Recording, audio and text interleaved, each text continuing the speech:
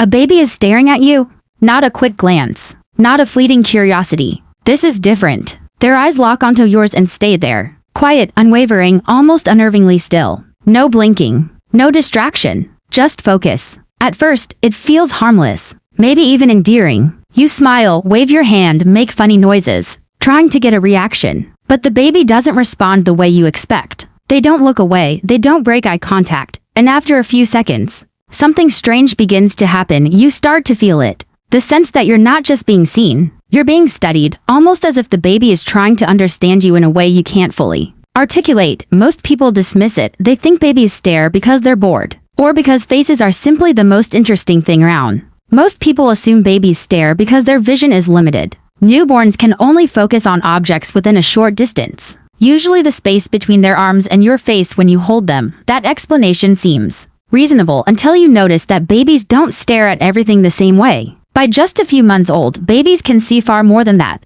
They can notice movement across the room, track lights, even follow shapes and patterns. Yet despite all these options, they keep returning to the same thing. They don't fixate on the ceiling, the window, or the pile of laundry in the corner. They choose faces. And more specifically, they choose your face. Again and again. That is not a limitation, that is a preference. And then the curiosity hits. Why you?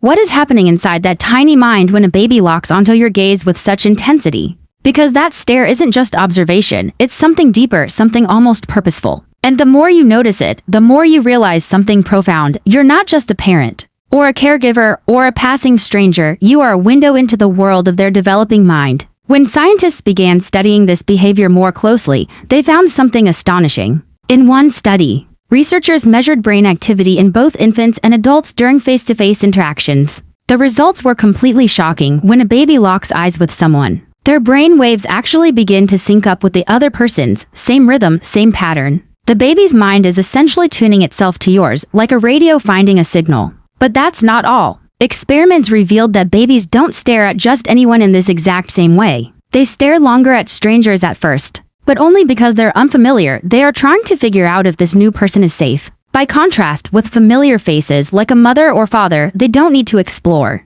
They are already reading every micro-expression, every shift in tone, every subtle movement of your eyebrows or your mouth. They are learning. They are collecting massive amounts of data inside their brains. Specialized cells called mirror neurons are firing rapidly. These neurons allow the baby to literally feel what you are feeling. When you smile, their brain practices smiling. When you look worried, their brain registers concern. That long, unblinking stare is more than just paying attention. It is a silent, intense lesson in social understanding. To truly understand why babies do this, we have to look at human evolution. Human babies are born incredibly helpless compared to almost every other animal on Earth. A baby horse can walk within hours of being born. A baby sea turtle instinctively knows how to find the ocean, but a human infant cannot survive without constant, dedicated care. Because they cannot run, fight, or forage, their survival depends entirely on social connection. They need to know who will feed them, who will protect them, and who loves them. And how do they figure this out? By reading faces.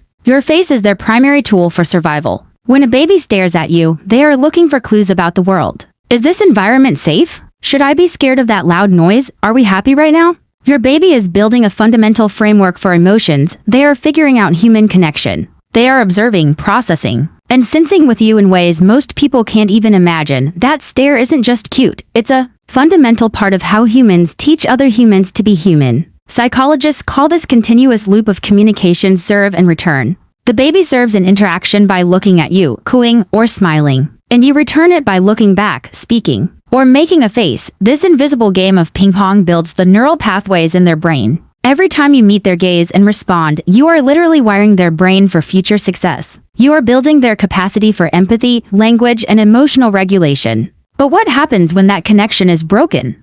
To understand just how powerful the silent connection is, researchers designed an experiment. It sounds simple, but it is profoundly revealing. It is known as the still face experiment. A parent sits in front of their baby, engaging as usual, smiling, talking, responding to every little gesture. The baby is alert, happy, and fully tuned in, eyes locked on the parent's face. Then, suddenly, everything changes. The parent is instructed to go completely still. No expression, no reaction. Just a blank, empty face staring back at the child. At first, the baby tries to reconnect. They flash big smiles, they coo. They make little gestures and reach out their hands. They are trying to pull the parent back into the interaction. But nothing works. The blankness continues. Within moments, the baby's behavior shifts drastically. Some babies begin to cry, others freeze. Some even turn their bodies away and withdraw entirely. Their tiny bodies reflect severe stress. Their heart rate increases and their physical tension rises. They are not passive observers of the